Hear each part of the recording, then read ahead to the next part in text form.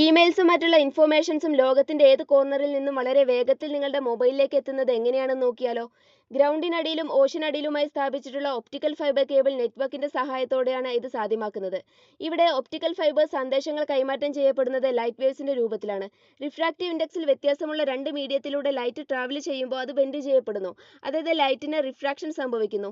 ഇത്തരത്തിൽ refractive index കൂടിയ ഗ്ലാസിൽ നിന്ന് റിഫ്രാക്റ്റീവ് ഇൻഡെക്സ് കുറഞ്ഞ എയറിലേക്ക് ലൈറ്റ് സഞ്ചരിക്കുമ്പോൾ ആംഗിൾ ഓഫ് ഇൻസിഡൻസ് കൂട്ടുന്നതിനനുസരിച്ച് ആംഗിൾ ഓഫ് റിഫ്രാക്ഷൻ കൂടുകയും എന്നാൽ ഒരു പെർട്ടിക്കുലർ ആംഗിളിൽ, അതായത് ക്രിട്ടിക്കൽ ആംഗിളിനേക്കാളും കൂടിയ ആംഗിളിൽ ലൈറ്റ് റേസ് ഡെൻസർ മീഡിയത്തിലേക്ക് റിഫ്ലക്ട് ചെയ്യപ്പെടുന്നു.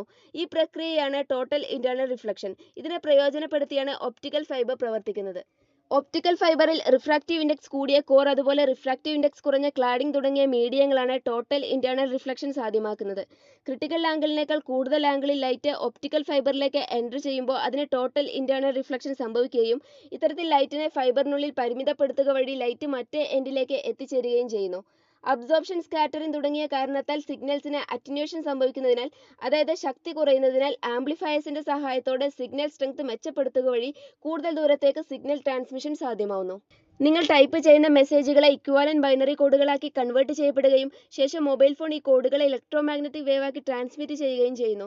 നിങ്ങളുടെ ലോക്കൽ സെൽ ടവർ ഈ ഇലക്ട്രോമാഗ്നറ്റിക് വേവിനെ ഇലക്ട്രിക്കൽ സിഗ്നലായും പിന്നീട് ലൈറ്റ് വേവായും കൺവേർട്ട് ചെയ്തതിനു ശേഷം സിഗ്നലിനെ ഒപ്റ്റിക്കൽ ഫൈബർ കേബിളിലൂടെ ട്രാൻസ്മിറ്റ് ചെയ്യുകയും ഈ ഇൻഫോർമേഷൻ സങ്കീർണമായ നെറ്റ്വർക്ക് കേബിളുകളിലൂടെ സഞ്ചരിച്ച് ഡെസ്റ്റിനേഷനിൽ എത്തുകയും ചെയ്യുന്നു.